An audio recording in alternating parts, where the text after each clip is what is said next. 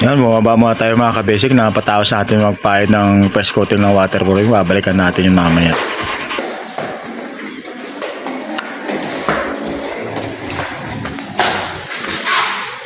Ang pintura nito ka-basic, ilamos lang naman ito. Tatapusin lang natin yung waterproofing dun sa likod. Ito na ang gagawin natin. So, up and down din to, 2 unit to mga ka-basic. So, ayan. Ilamos lang naman to.